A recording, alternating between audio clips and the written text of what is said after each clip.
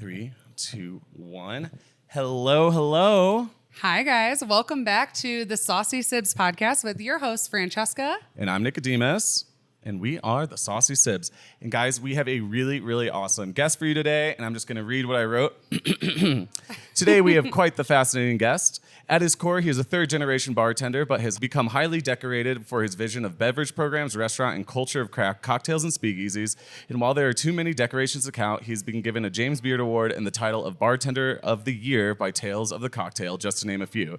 He is a national lecturer, mentor, and the brain behind Live Nation's beverage program, a staple tastemaker and true visionary, hailing from New Jersey, always with a fresh pair of sneakers, fresh nails, Denver's Cocktail King Sean Kenyon.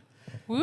Hey. Holy shit! I didn't win a James Beard Award. Wait, really? Just to be clear, I was 4 times nominated.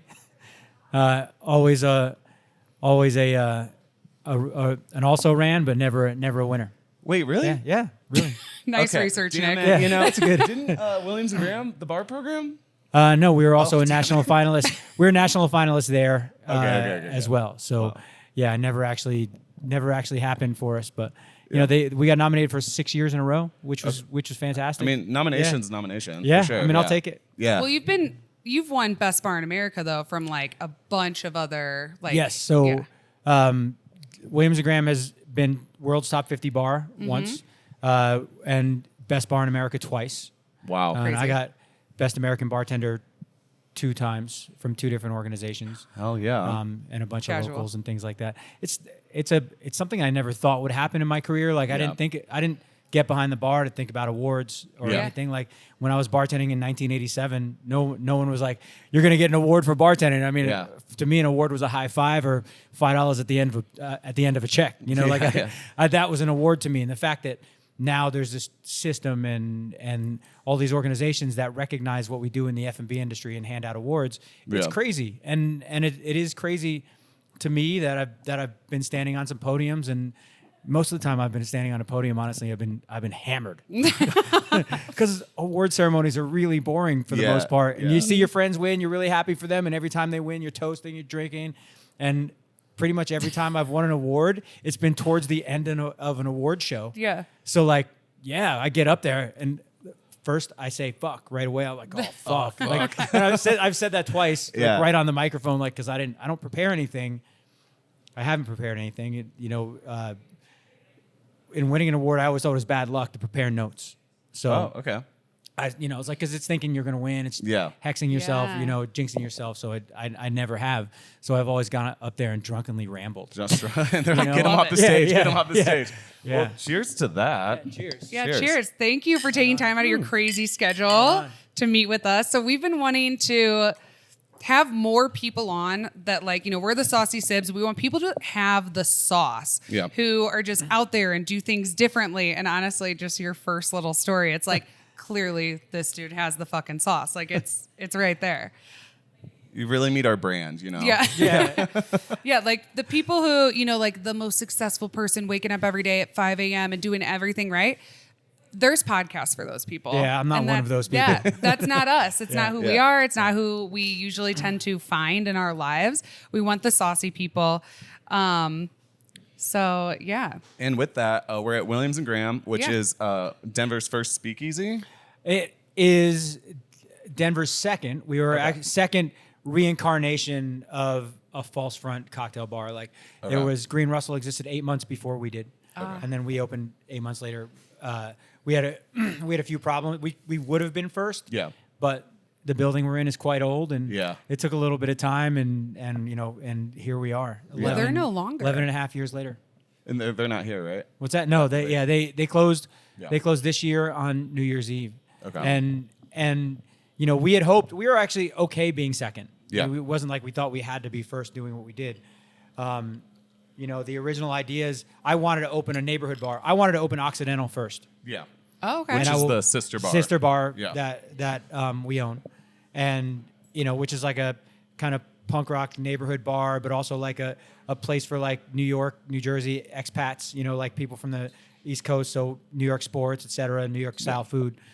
That bar I wanted to open first, and I will freely admit that the success of that bar is almost solely due to the fact that Williams and Graham gave it gave it the cred when it opened. Gotcha. So it opened 6 years after Williams and Graham first wow. opened. Yeah, or 5 years after Williams and Graham first opened. Okay. So. I heard that you did Williams and Graham for Denver, but Occidental for yourself. That's 100% true. Yeah. And Good. when we built Williams and Graham, I wanted to make a bar that that Denver would love, that would be part of the culinary scene as well as the bar scene, that would kind of take everything I'd learned up to that point from behind a bar, whether it be hospitality or creation of cocktails or, curating a guest experience, and making that all in one little special place. I've never wanted this place to be bigger than it is. Like it's perfect to me. When the next door neighbor came to us and said, our building is open, we'd love for you to expand Williams and Graham because I can never get in, is actually what he told us. I said, I don't want Williams and Graham to be any bigger, but I'll open another bar. And the bar I wanted to open when I opened it. So yes, I gave this bar to Denver. I built it just for our community and what I thought would make sense. And we've had a ton of success. But when Rob came to us and said, I have this space next door, then I said, I'm just going to self-indulgently open a bar I want to fucking hang out in. That I want to be at. Like that has all the elements that I've been looking for a bar in Denver for this many years. And I, I did all the nuts and bolts. I talked to my wife. I said, design me a bar that, like with all the fixes and finishes and things that I want to hang out in. And she put me all over the walls, like not my picture, but all of our personality and everything is in that building. All the things that I had growing up. I mean, I had half those boom boxes that are on the walls in there. Oh, cool. I had a gigantic tape collection, like all those things. I listened to a lot of punk rock, so a lot of that imagery is there. And it is still a bar that I want to come in and hang out at. I love Williams and Graham, and I will come here and sit down and have a drink and talk to the bartenders and everything. But Occidental it's home to me. So how, in your words, do you describe Occidental? Because so many people describe it differently. Its concept is so confusing to so many people. Yeah, it is. And I get that. It's a neighborhood bar. Despise the word dive. Dive is an earned title. You can't open a dive bar. That's the most ridiculous thing in the world. You end up opening a dive bar concept, which is also super pretentious. It's as pretentious as opening the snootiest cocktail bar. Telling people you're going to open this dirty dive bar is about as pretentious as saying I'm going to open the world's snootiest cocktail bar. I love it. It makes no sense, right? Yeah. It is a neighborhood kind of punk rock feel dive, not dive. Sorry, who that? Don't say that. So Cut it it's out. a neighborhood punk rock feel neighborhood bar. Like it is. It is built for the people around us, the community around us. Yeah. I want it to be the place that they come for a drink before they go out. They come on the way back, before they go home, they have a drink on the way home. They have it also, it can be a place where they go throughout the night as well. That can be their night as well.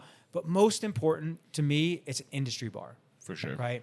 I built that bar for us. Yeah. Not just me, like I said, when I say me, I mean, people in our industry. It's the bar that I would want to go hang out in when I got off of work. Yeah. Because the shots are cheap, the staff is great, they take care of us. It's a place where I feel at home. I want industry people to feel at home. That's why we have so many insider specials for industry people that it makes sense. When we opened Williams and Graham, we did family meal for everybody every night, Yeah. And anybody that wanted to come get a plate of food for free. Oh, really? Yeah, because it meant a lot to us to have the neighborhood embrace us and the people in the industry embrace us as well. So we wanted to give them that opportunity to come grab a bite. We don't care if you want a glass of water and a plate of food, go at it. There's no trick to that. I love that. And I feel like that kind of speaks to your philosophy of including the industry people here, but also it was one of the first bars that is a safe space for just like queer people and, people that are kind of all on the outside as well. Yeah. I grew up in the 70s and 80s in and around the queer community. Yeah. Members of my family, people that were close to us, all in the queer community. When it was, a lot of people I knew were closeted. The family knew, we knew, but it wasn't safe for them to be out in the world and who they are. Yeah. So I'll go back to the reason I opened bars is I was an overweight kid with not a lot of friends, kind of an outcast. Yeah. And didn't really have. I had my own head to deal with when I was a kid. That was it. Like I had to make my own friends, almost sometimes imaginary. But the one place that I went to where I felt loved and included was not school. It wasn't, and it was my dad's bar. So I spent the entirety of my adult career trying to create that safe space, not just for me, but for people that I love and the people that I knew growing up. That all of bars should be safe spaces. Like it's what it is. It's about your community, right? And that's the beauty of, to me, of what a bar is. My bars aren't open for the business aspect, and my investors and the investors that are with us still, like, probably don't want to hear it. But if the bars break even, I'm fine. If we improve people's lives and we make people happy, staff and guests, that's what I'm here for. It's karmically, it's what I want. Right. It's not. I'm not looking to drive Bentleys or to be, to have 10 bars. I have 2 bars and I'm happy. Right. I don't need to have all of that. Like, that love is wealth for me. So, I'm not trying to buy an island later on in life. Right. So yes, it's built to be a safe space for people in our industry, for people in our community. That's really important to me. And your neighborhood and the people around it define your bar as much as you do. I could open that bar and say, you know what, it's gonna be a hip hop club, and that's it. And then the community around it would say, this is not what we want. And you come in and to cater your community, you evolve. And if you don't evolve, you're an idiot. I mean, there's one thing about, a chef who has his style and that's it. I'm going to open my place and this is the only thing I'm going to do. That's not what a bar like Occidental does. A bar like Occidental adapts to its community. And it's slowly morphed over the years. Like during COVID, you added TVs for sports, so now we have more of the sports aspect. And that's why it's so funny. I hang out at Occidental a lot, everyone. And we're there constantly. Like you said, any time we go out, at some point, whether it's the beginning, middle, or end of the night, I'm gonna just show up, just be like, hello. But I heard someone, they were like, "Is this a gay bar or a sports bar?" And I'm like, honestly, it was Ash, one of the bartenders. She was like, "It's whatever you want it to be, baby." Right. And that's what. When I was working the door, I worked the door a lot during COVID because I didn't want our team anyone on our team to have to put up with what we had to put up with. At the door, because enforcing masking and everything like that. We have that big one of us. Rainbow fist outside. We had a pride flag flying at the time, and people would come up and ask for, is this a gay bar? It's like it's whatever bar you want it to be. Right. And some people would turn away at that and walk away, and those aren't people that I want there anyway. If they're going to turn away and because they hear it may or may not be a gay bar, I think that's ridiculous, and I don't want them there. But we like I said, we take care of our community, and we've had people in the queer community come in. One of my favorite compliments ever, was we had a group of men come in on a Sunday afternoon, and they asked if it was a gay bar, and I said, it's whatever bar you want to be. That was my answer all the time. And they, on the way out, they're like, this bar is just gay enough for us. Thank you. Enough. And I was like, I love you. That's a compliment. That's a compliment. And I'll take that. But I've had this discussion with my friend Chris Cabrera, who's the now the global LGBTQ ambassador for Bacardi. Oh wow, they're amazing, cool. and a good friend of mine. And we always talk about, we wish there wasn't those differentiations. The reason there are gay bars is because there had to be safe spaces for people in the community at times for early years, and they couldn't even be known as the fact that they were gay bars. And we hope for one day where every place is a safe space and every bar is a gay bar, and and that's okay. I mean, it should be that way. Nick and I worked at a taco place in St. Louis. Shout out Mission Taco Joint. And we always said it was the hottest gay club in St. Louis, but it wasn't at all. Like, that was none of their vibe at all. But everybody hired there was like a little gay, and everybody hung out there. And that's like the kind of spaces like we love the most. Like, it's the hottest gay club, but is it? No. No, not at all. Yeah. I always tell people, I worked at this gay taco shop, and it was wild. People are like, it's not a gay taco shop. They're like, what do they serve? Gay tacos? And we're like, no. I was going to bring that up though. Like, I guess from everything you just said, that's where the one of us slogan came from. Yeah. So one of us comes it's the slogan at Occidental. It's on the wall in the back. It's on the mural outside. It's been on our T-shirts before. It's actually a quote from the movie Freaks.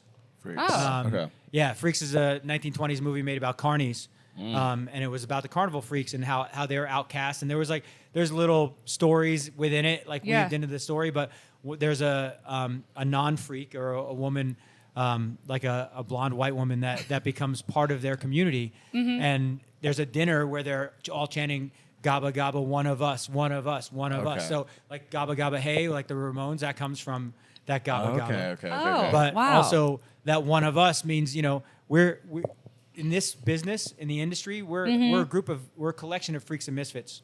Yep. For sure. It's people who aren't right for other industries, who are on their way to something or are dealing with something, in their lives where this is the perfect thing for them right now. And I wanted to say we're okay. Like we're not freaks and misfits in our own world. Like we're our community amongst ourselves. Where we are the norm. So.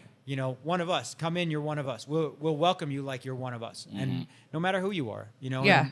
And I mean, unless you come in and spread some sort of hate or anything of the sort, then you're not welcome. Other than that, everybody else is welcome for us.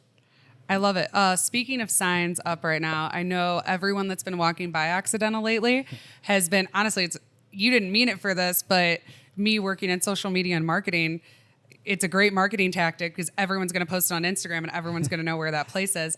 So outside on the sign right now of Occidental, it says the #1 bar in Denver since 2015 for 1-star Yelp reviewers. Yeah, number one like bar for 1-star Yelp reviewers since 2015. Yeah. And that's a little bit.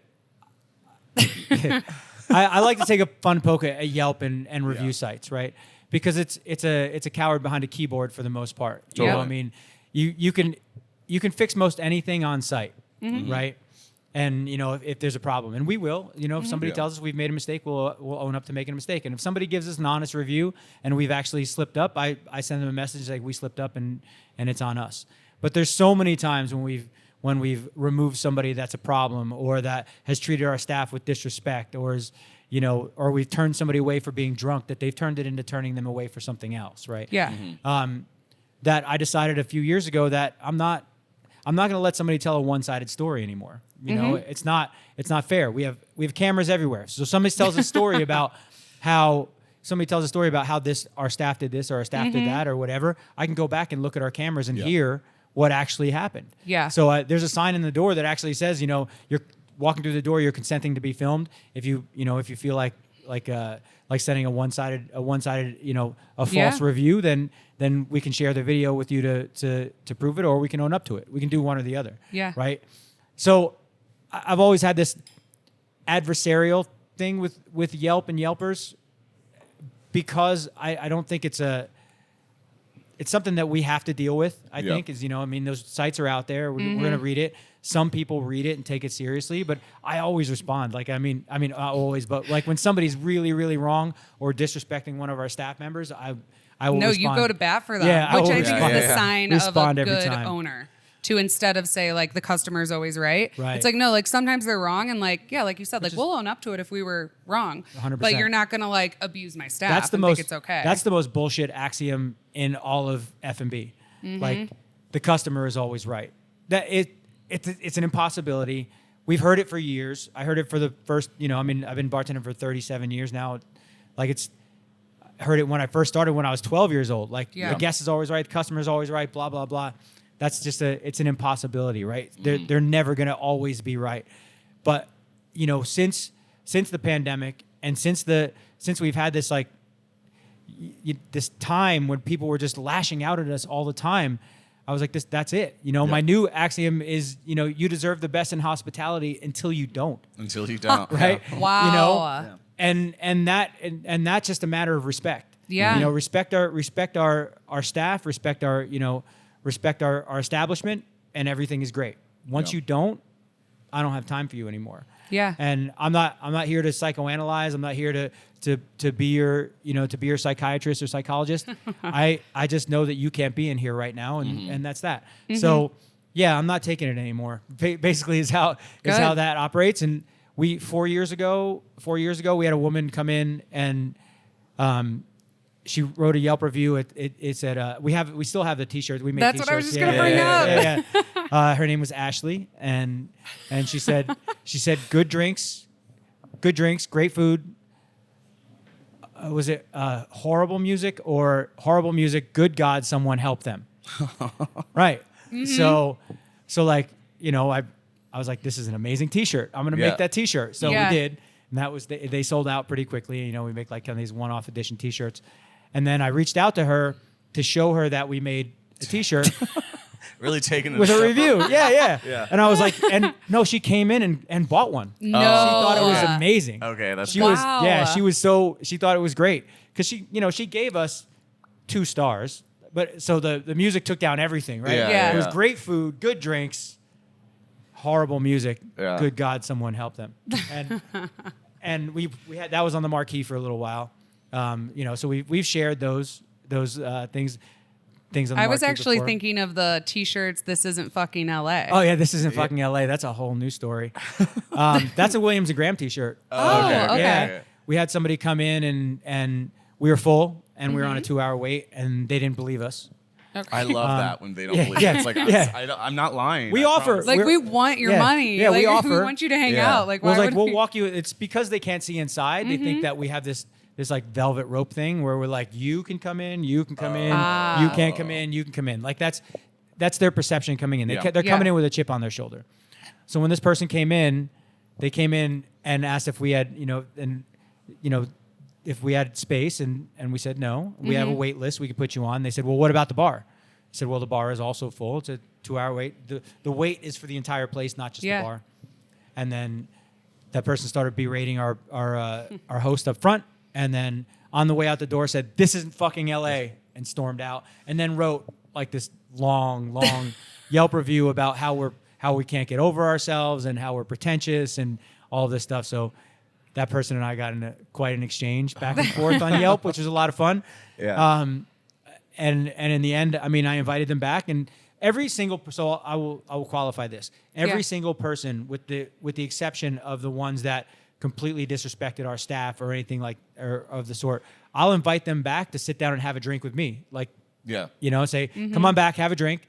We'll see if we got it wrong. We'll see what we can do right. And they never take me up on it. I would. Yeah. I would never be in that position. I would never write A a Yelp bad Yelp review. review. But But I like that. I love how you just like don't take shit and you like really kind of look at the problem like so head on, like, by the bullhorns. It's like, no, come in. Yeah. I couldn't imagine turning people away at the door like it was LA. Like, oh no, I don't like the way you're dressed. It's crazy, and I've been in that situation a couple times. Yeah. Where you're standing and they're just picking people to come in. Yeah. And I'm always like the troll in the corner, like, Yeah. let me in. Yeah. And then I get in because I know somebody or I Right. have Of course. I have a friend who's there, so I get on that note. I don't get the you right there. Come on in. Yeah. But that's not what Williams and Graham was ever about. I mean, when my original business partner approached me in 2010 to do this, I said, I don't want to open a cocktail bar. Like, I can create cocktails, I can create the atmosphere. I was like, I want to open a great neighborhood bar with great cocktails, and bring that kind of. Everybody wants a cheers, right? Yeah. As corny as it is, as old as that show is, like everybody wants to hear their name when they walk through the door. Everybody wants to feel welcome. Yeah. They want people. The name thing is really important, like using it over and over again, familiarizing yourself with people to a good extent. He wanted to open like a very serious, very rules oriented speakeasy. And I said, I'm not interested in that. Like with in a any way. password and Passwords, like emailing for passwords, things like that. I'm like, that doesn't have longevity. Mm-hmm. It's a gimmick. It's a novelty. Yeah. We'll have a false front door. That's fine. And we've also never referred to ourselves as a speakeasy. Oh, really? Oh. Never, ever, ever have I used that word in reference to Williams and Graham. Really? Right. Oh, okay. Because booze is legal and we're not hard to find. And but also like I think it has this connotation now of pretension. things like that. You know, it's so interesting. I was like doing research, and then for some reason I went down the rabbit hole of like the history of speakeasies, and of course like 1920s. But what I thought was interesting so a lot of speakeasies now have been pretentious, and it's very like dividing of people. Right. When in the 1920s, speakeasies actually brought people together 100%. because before that, men and women wouldn't drink together in public. The men would be at the men's clubs, the women's would be at the women's clubs and like kind of secretly drink, but they weren't supposed to. So at the speakeasies, they drink side by side. Yep. So the history brought people together. So what you're doing, you're like, no, let's keep It was that together. brought back by necessity. Yeah. And my grandfather in his bars in Patterson in New Jersey, he was one of the first people to allow unaccompanied women into his bars in the 50s. It took that long. 50s. You know, Let the where it women was so- drink. yeah, Let the I mean, women drink. But, you know, I mean, that was really important to me here that we had this kind of neighborhood bar style warmth to a cocktail bar, because before I opened this place, I traveled around the world. Like I was fascinated by what people were doing in speakeasies, right? And in cocktail bars and et cetera. So I spent my own money to travel around the world to see all these ones that I've been reading about. Cool. And the biggest takeaway for me was that they had taken the warmth out of what they did. They were all scientists and bookworms, and they could tell you what was on page 19 of the Savoy cocktail book, but they couldn't tell you if the Rockies won last night, or you know, or the best bar down the street, or any of those things. Like they took the bartender part of it out of bartending. Okay. Right? They just became mixologists and scientists. That didn't make a lot of sense to me. So I was like, why can't they coexist? That makes no sense. Yeah. Watching my dad growing up, and watching my grandfather, and watching them take care of people like with this natural ease. That's how I learned to bartend. Cool. Drinks were like 10% of the equation. Yeah. Take care of people was the other 90. And in this case, we had shifted in the 2000s. We had shifted to this point where the drinks were more important than the people, and I didn't make any sense. That didn't make any sense to me. So Williams Graham opened with this idea that that's never going to happen. You know, the people are always going to be more important than the drinks. We'll make great drinks. You know, we'll have creative menus, and we'll blow your minds. Yeah. But you're always going to be more important. The person who wants to come in and just have a Bud Light. You know, we've run down the street and grabbed Bud Light and Diet Coke and Red Bull and things like that we don't normally carry, just because somebody is real. We see the look on their face when they don't want it. I love that without like the pretension. You know, I took you to Death & Co. for the first time. Yeah. Not to shit on it.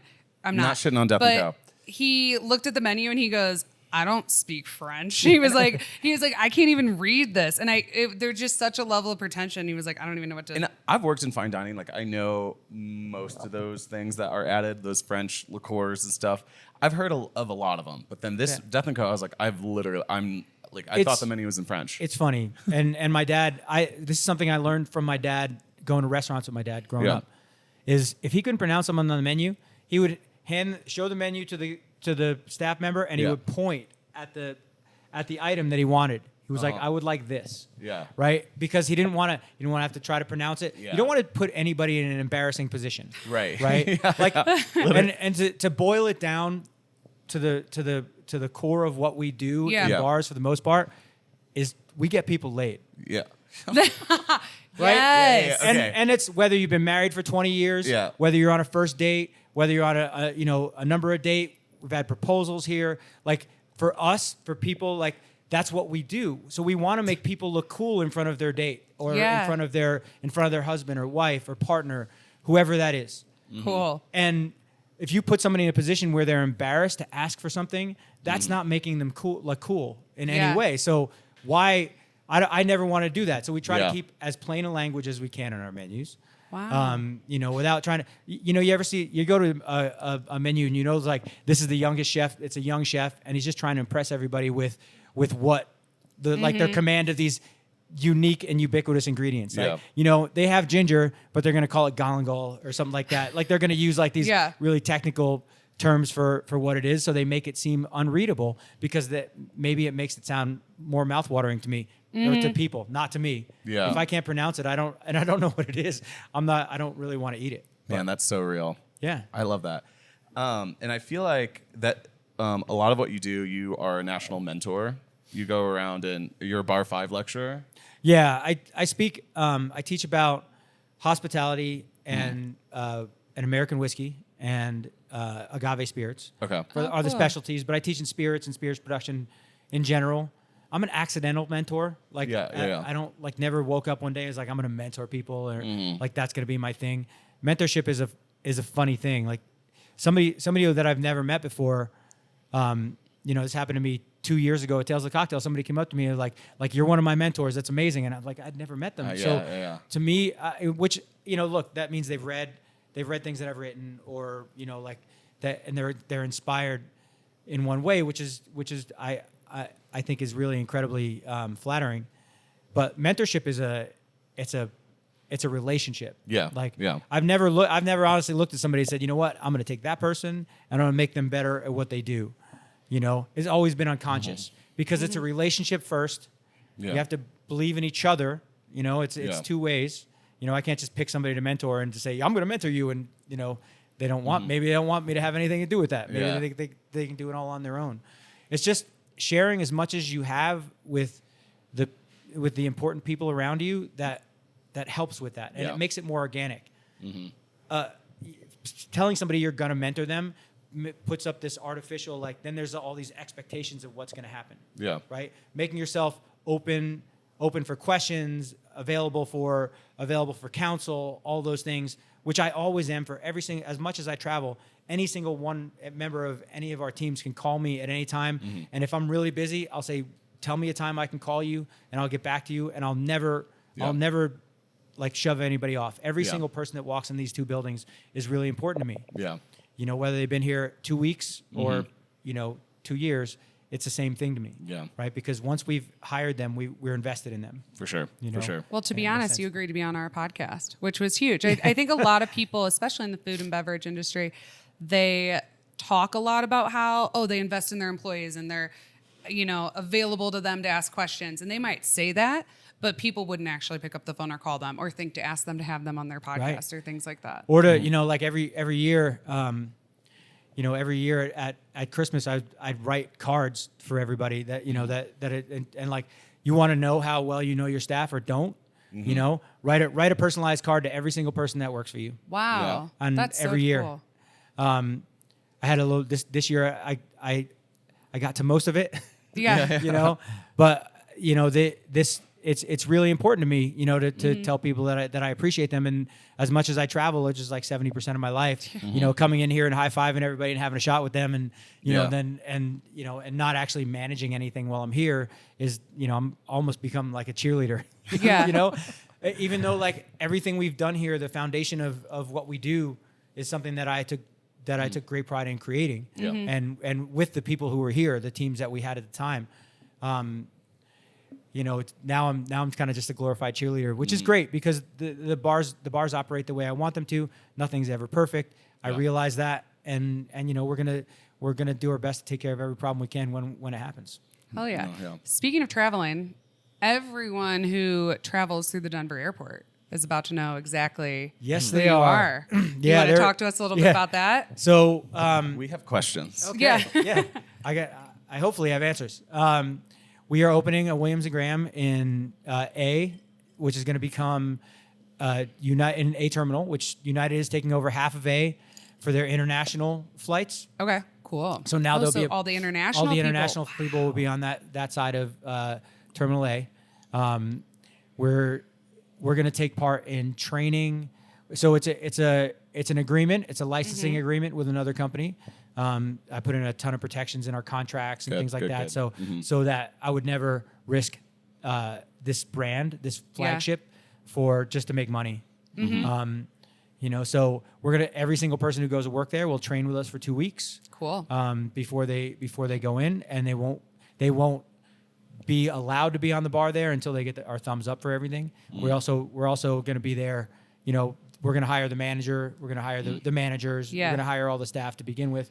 So we have a big part in that. The construction of it, all the design. The design is all ours with a contracting company. So your wife. On. What's that? Yeah, my wife. Yeah, okay, my wife, cool. Bijou. So yeah, Bijou does all of anything that looks cool is Bijou. Hell yeah. That's what we've heard. Even me. People are like, you're If I having wear Sean something- on your podcast. They were like, his wife is just as cool, if not cooler than him. She's totally cooler than me. It's a great. It's very, very gratifying to be able to. My wife has never. She was a server at times.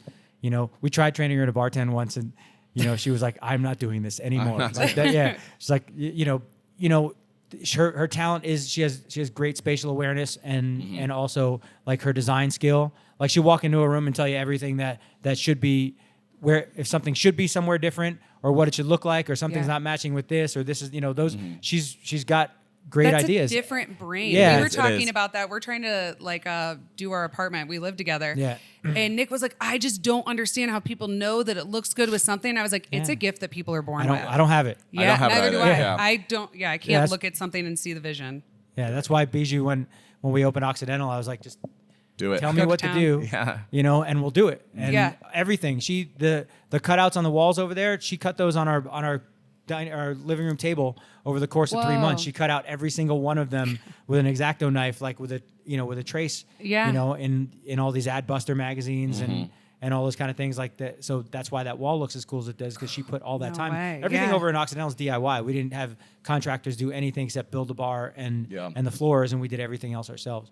Crazy. Yeah. I mean, well, she did an amazing job. Yeah. Every time people come in, everyone's like, "What is this?" Yeah, and it's collected things over the years, like any great neighborhood bar will.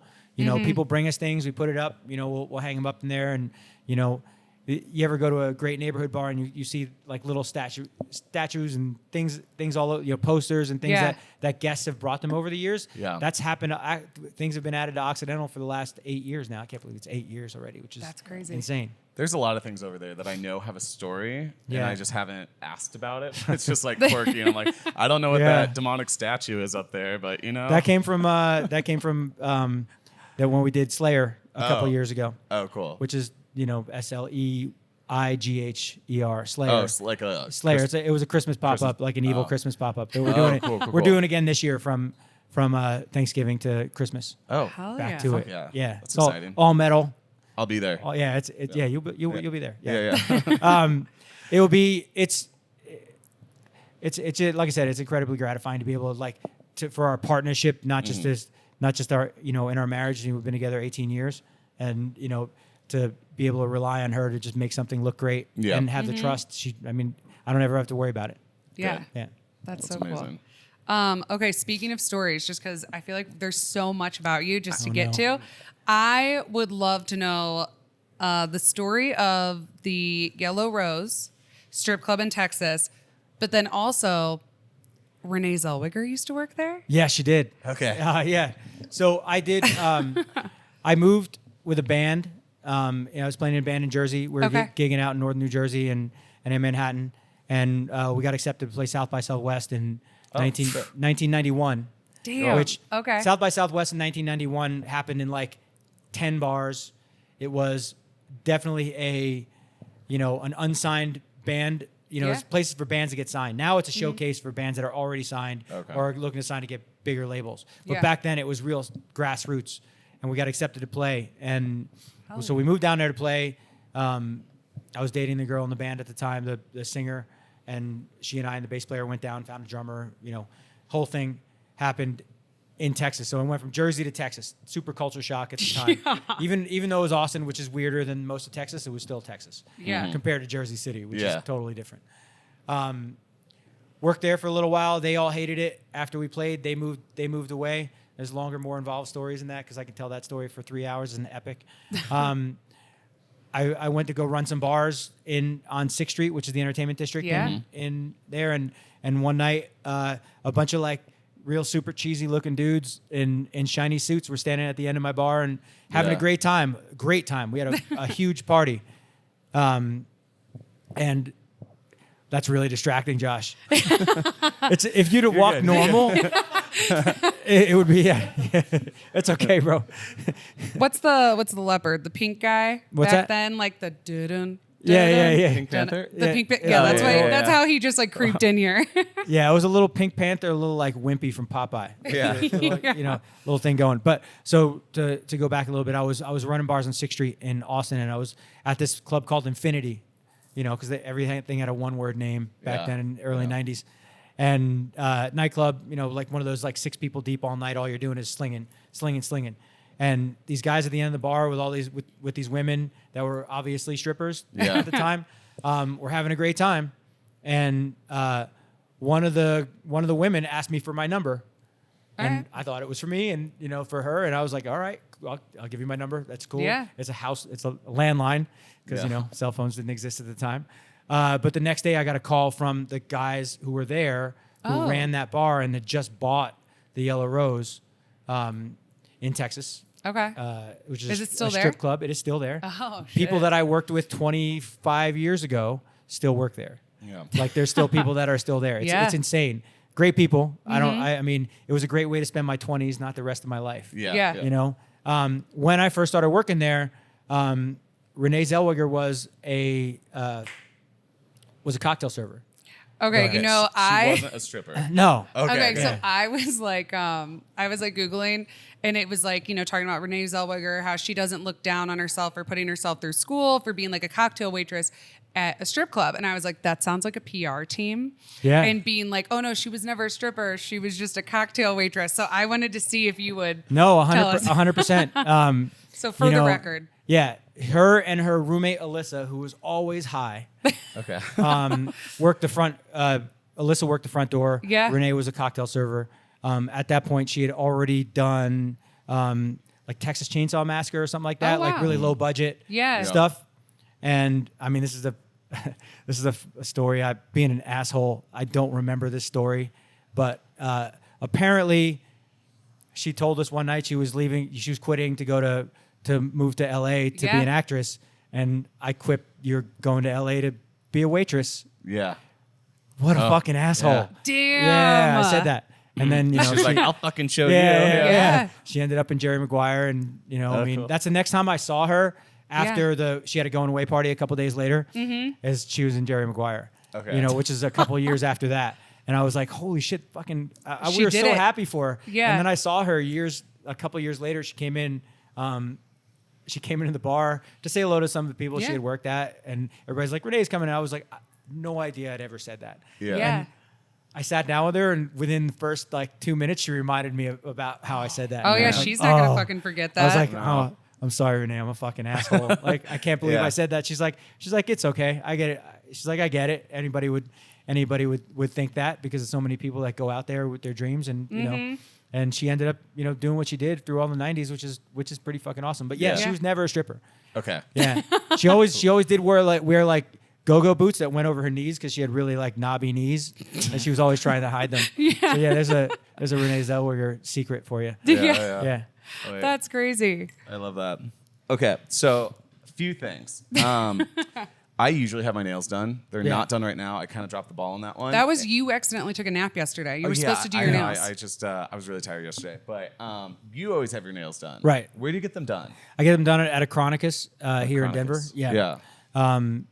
It's Rachel. She's incredible. She's been doing my wife's nails for years, and I started doing I did my nails all through my 20s and everything. They were always black. Never had anything Wait, so else. were you the original? Yeah, no, Like the original straight dude that started doing his nails? I just I feel was- like it's punk. Yeah, it was punk Yeah. rock. It was Yeah. a punk Okay. rock kid that never really grew up out of it, Yeah, So yeah. I was wearing. We were working at the strip club. I was wearing, Yes. suits, and I would yeah. always had black nails, and people gave you the side eye down there in Texas for that kind of thing. But it is Still. what it is. Still, yeah. I I still mean, get it. Nick's Like, been painting his nails since for 2016. I started painting my nails, and I get the most comments. I'm definitely when you look at me, you don't think punk rock, right?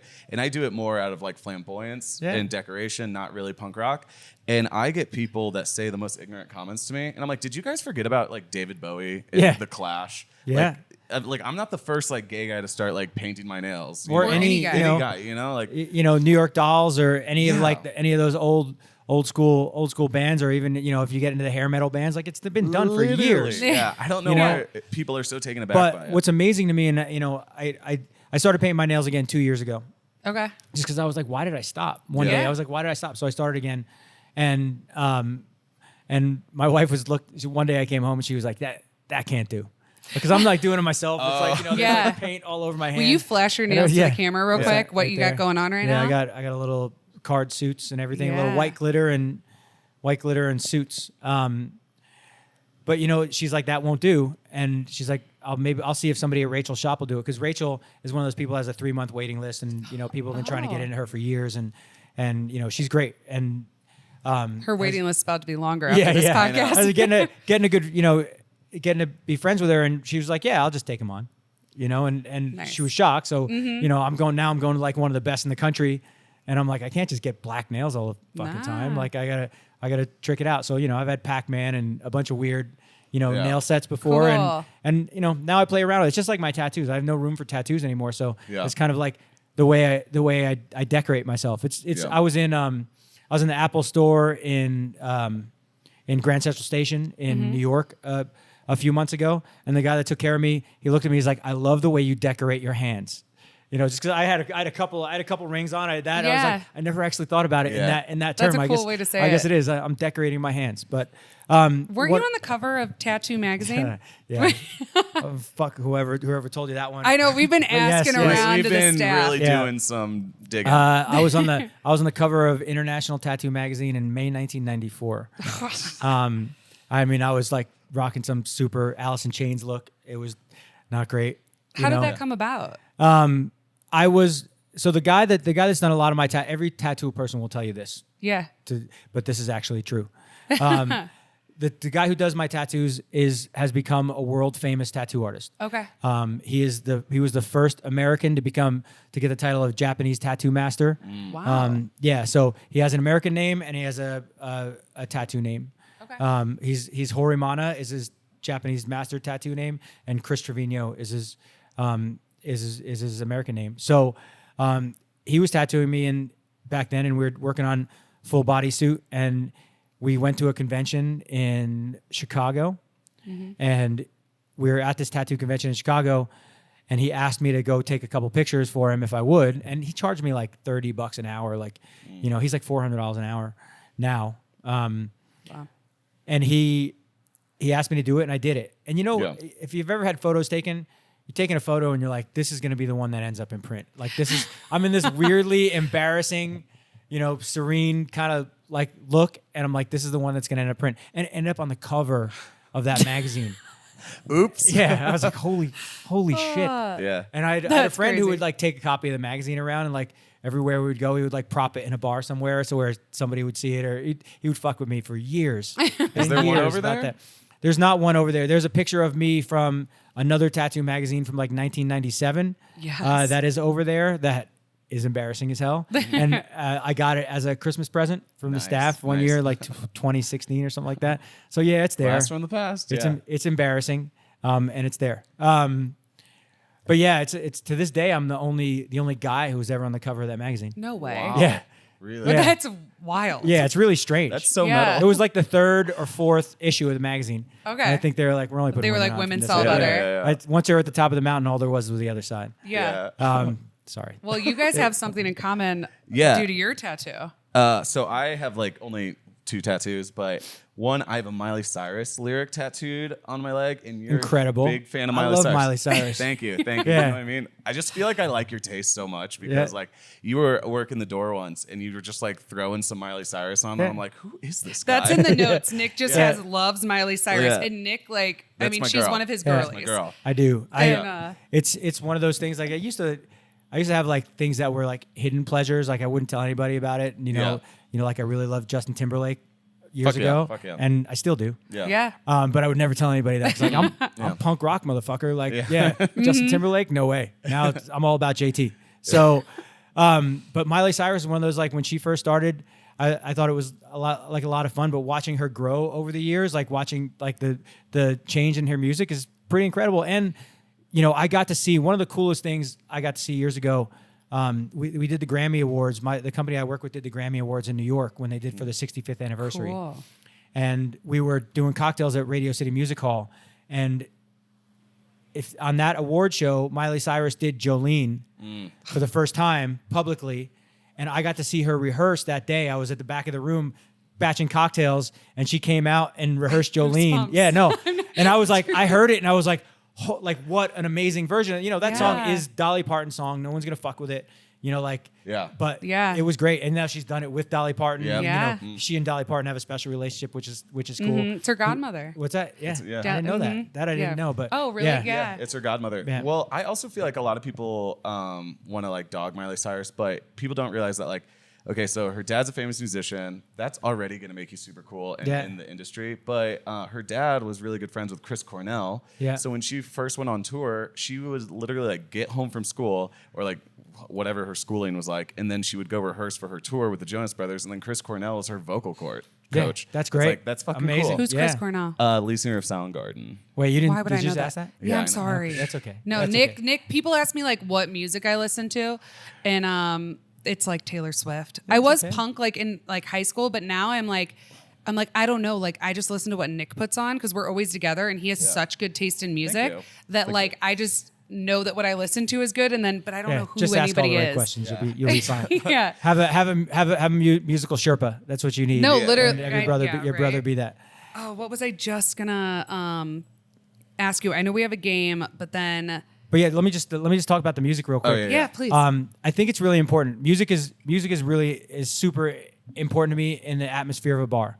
If you play the same thing all the time, you're gonna get the same people all the time. For sure. If you keep it eclectic, you'll keep your crowds eclectic. Not every song is gonna make everybody happy. True. But I used to work with this woman named Lee Jones. She owns Inga's Alpine Tavern and Horseshoe here in town. And one of the things that I learned from her over the years was like you had to have. She called it the brown-eyed girl effect, right? At the time, every time like Van Morrison's Brown-Eyed Girl came on in a bar, everybody would sing. yeah. So now I'm finding these new songs and the songs that when it comes on, everybody sings. If you've ever heard like a bar at midnight sing Kelly Clarkson's "Since You've Been Gone," all at the top of their lungs, like at the same time, I mean, it's all the women in the bar, which is which going nuts, and and people are singing, and you look around, the guys are singing it, everybody's singing it. Yeah. But like those are the moments in a bar that bring people together, right? Those are the moments. I try to do that at the end of the night. I try to play this playlist of songs. Like everybody has these get the fuck out songs, which I fucking hate. I agree. Right? Despise. I Hate it. I despise. Or that get the fuck out of Yes. here. Like, Yeah. if you're not fucking somebody here, go home or whatever. Yeah. Like that kind of Yeah. bullshit. I've always hated it because it's the last impression people are going to get from you. If you leave them with a song you're singing, like everybody's singing together on the way out the door, like it's like that's their last memory and it locks into their head. Yeah. If the last shit you play is like, if I hear Closing Time by whoever the fuck that band is again in my life, never again in my life, I'm okay. I couldn't agree with you more. I think couldn't that's agree my with you more. favorite thing I've ever heard come out of someone's mouth. Thank Thank you. I appreciate it. Yeah, I get that. was at a pub in England, and it was like in a smaller village, and it was so good, it was packed. And towards the last song that they played was "Don't Look Back in Anger" by Oasis, and that's England's band. Yeah, yeah, oh yeah. And that's like one of their biggest hits. I guess Wonderwall's their biggest hit. But everyone literally like locked arms and like sang the song and like hugged each other with like the pints of ale. I was like, I wonder if it's their local football team's song because they all have them like. But you can. That's what I love that about pub culture in England and Wales and Ireland and Scotland. Like people are unafraid to sing with other people. Like we've created this like weird thing, and people are always embarrassed here. But like people will sing. I love when we can get everybody singing in the bar. You know? We grew up. Our dad was on a rugby team, so like singing was a thing. And then also it makes me think of when I studied abroad, people just danced and they didn't have to be drunk. And I wish that was a thing in America. Yeah, I mean we drill that out of people, right? Yeah. We make everybody self-conscious, and I was, as I said, as a child, I was very, very self-conscious. You know, like I said, I was overweight. I didn't have any friends, like so I was always like so hard to imagine. I was like picking at my clothes and always like like kind of wallflowerish, like staying in the corner so nobody noticed me. But bartenders were the people that I saw telling stories and that were so gregarious, and everybody loved them. That's the reason I wanted to be nothing but a bartender. Yeah. The reason I had that singular focus. I mean, not just because my father and my grandfather were bartenders and my mother, were all bartenders. It's because that's where I saw love, so much love directed at them. I wanted to be in that focal point of love. So that's that it made sense. So and again, bringing that all back, the music and all those things that I think about are. It's so I can create an atmosphere that I wanted, when I was a kid. For sure. That people feel the joy, right?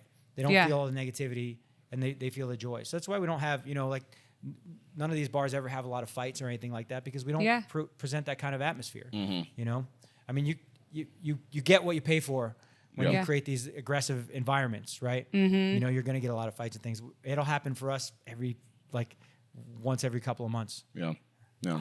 Yeah, knock on wood for that. You're speaking in. Yeah. All right, we have a quick game. Yeah, just to end like it all games. out. So we're gonna play a little game of Fuck, Marry, Kill, but Okay. with different bar-related things. right. Nick, go Okay, ahead. so the first one, it's super universal, and we're gonna kind of get a little bit more in depth. Okay, so fuck, marry, kill, vodka, whiskey, tequila. I'm gonna fuck the shit out of some whiskey. Okay. Wait, what were you guys drinking? What did you choose? Oh yeah, we had some Eagle Rare 10-year. Eagle Rare 10 Yeah, year. yeah. So and I don't even right- drink whiskey, but I'm loving it. So I mean, you know, I'm gonna marry some tequila, but I'm gonna cheat on it with whiskey quite Okay. often. And I can kill vodka, Yeah. not because I think that. I mean, I think that it was really almost. It's funny how people were really like wrote off vodka as cocktail bartenders for years. Yeah. I think vodka's great. It provides foundation for cocktails. It you know, when I don't want to, I'm allergic to beer. Oh. So like when my friends are drinking beers, I'll Yeah. have a gin and soda or a vodka soda. Yeah. Honestly, and you know, it's cocktail bartenders probably cringe hear that word vodka soda, like that phrase vodka soda, but you know, it's for me, it's light. I don't have to think about it. People drink Coors Light because they don't want to really taste anything. They're just having, Yeah. you know, Literally, having yeah. a beer that just to relax at the end of the night. So yeah, I mean, I'd kill it, but you know, plenty of those people can But have no it. hate, Yeah, no but hate. I'll fuck the shit out of some whiskey. Quoted. Quoted. All right. So next we're gonna do some cocktails. Fuck, marry, kill. Espresso martini, old fashioned, margarita. Wow, I have to kill one of those. Yeah. I'm gonna marry an old fashioned. Okay. You Yeah. know, because Tried and true. right, it's the foundation of everything we make right now. You know, it's long term. You can make commitment there. Yeah. It's not going anywhere. Yeah. Right. Espresso martini, margarita. Yeah.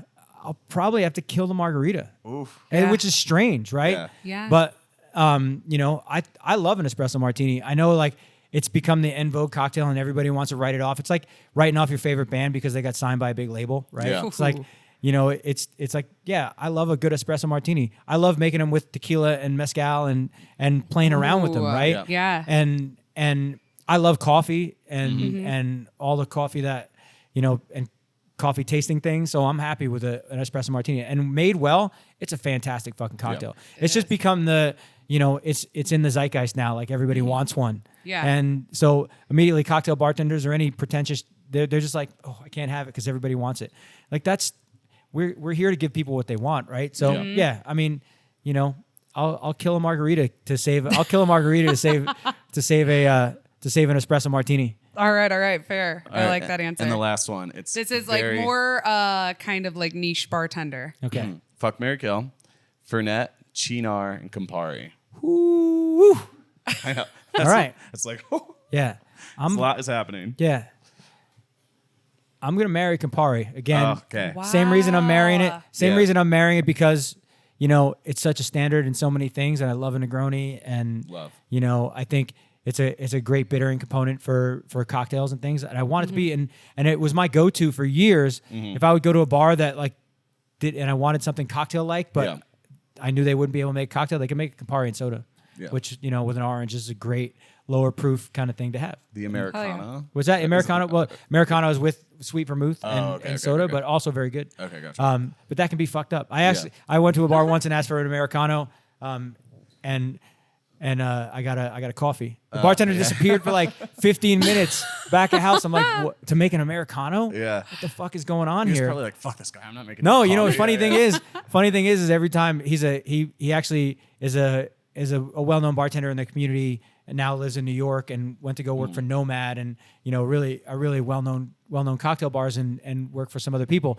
Every time I see him now, he's from Denver. Every time I see him now, he brings me an Americano the first time I sit down at the bar. Nice. Right? Nice. Because I was like, he disappeared for 10 minutes behind the bar and like restarted the espresso machine so he could make me an Americano at like 12:30 at night. Oh my damn. Yeah. I'm surprised he did Yeah, it. I mean, he did. That's, yeah. I mean, it's hospitality, right? He took care of it. So, Campari, I'm gonna marry, right? Okay. I'm gonna kill Chinar. Okay.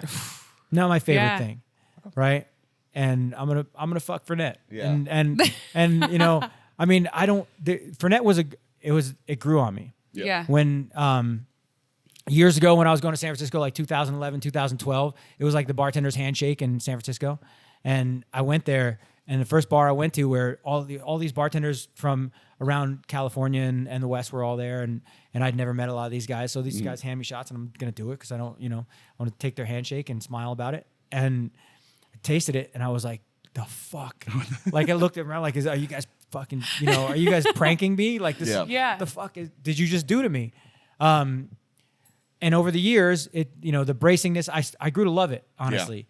Because I really like the bracing nature of it. I like the fact it's a little, when I'm drinking whiskey, it's like 46% and stuff like that. At least this is a little lower in the 30s.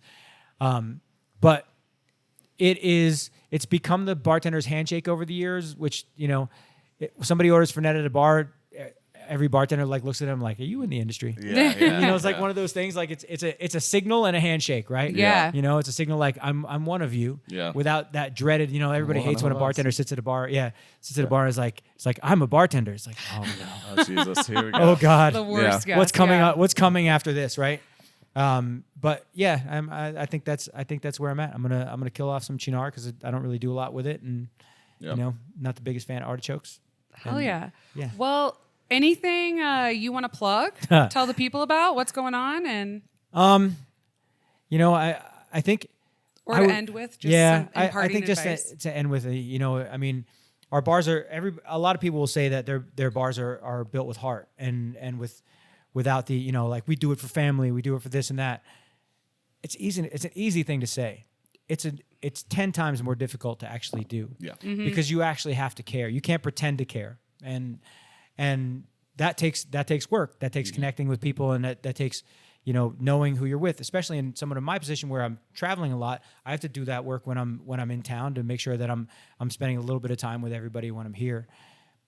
I think I would love for everybody to come visit us. Not like we're hungry for the business. It happens anyway, but just to see what it's like when that love flows from the top. Yeah. What happens from a guest perspective. Mm-hmm. I think at any bar where that's happening, I think that's a place to go. Show some love for our industry. We've been through a lot in the last 2.5 years. When people were telling me to pivot during the pandemic, I was like, fuck pivot. Like, I don't know anything else. Like, I'm not gonna start making donuts. I don't I'm not gonna become a barista. Like, I'm not gonna turn my bars into grocery stores. Like, this industry has survived world wars, catastrophes, so many disasters along the way, another pandemic in the early 1900s. We're going to come back. Mm-hmm. And we've come back in full force. But we've come back with this renewed sense of self, which is, you're like that when I said earlier about the customer being right, you can be right until you're not, and we're going to show you all the respect we can until you don't deserve it anymore. I think embrace the new style of hospitality, take care of the people in front of you, respect what we've been through, and take everything with that eye, and we'd have better guests and better experiences all around. Cool. Awesome. You know what? I just a little closing thought for me is it's funny you say that, like, fuck pivoting, and this is all I know, because also, like, I'm sober now, but I will always be a bar person. Right. And I never want to not be. Yeah. Our parents are bar people. Our parents own a Jello shot maker, things like that. Like, we're always, and they're my people. And I've also worked in the industry forever. Like, I'm never going to not be a bar person. It's like, oh, I don't want to go out there or whatever. It's like, if someone's not a bar person, I probably won't get along with them. Yeah. So, like, some sober people, like, might not be my cup of tea. And Nick was like, you're fucked for judging sober people. And you are one. And I was like, no, it's just there's two different kinds of people, and I'll never not be that. We live in our industry attracts, like I said, freaks and misfits, and normals, The normies. The normies, right? But we all, there's a moment of acceptance for everyone here for us. And that's what I think has attracted people to this business for, when they can't find anything else, we're here for them. Yeah. 100%. Whether it be on this side of the bar or that side of the bar. Yeah. Those are the things that are important. That's what drives me. Cool. Like I said, as long as I'm paying my bills, I don't care if the bar makes a dime. As long as we're not losing money, and we can keep everybody in business, keep everybody happy, and that's all that really matters to me. It's more of a community project than it is a business sometimes. Hope my business partners aren't listening to me right now. All right. Well, hell yeah. Thank you so much thank for you guys squeezing for being us on. in. Sorry, And, I feel like I kind of took over and just No, started- No, that's the point. Yeah. We're on Yeah. this all the time. I like need to shut up and listen. And I feel like we got so many morsels, and Right. there was I had goosebumps. I almost had a tear. I feel like I've learned. So, Sean, thank you so much. Take it through all the emotions. I appreciate Yeah. it. Yeah. Thanks. All right, much. cheers. Thank you. Yeah. See you later, guys.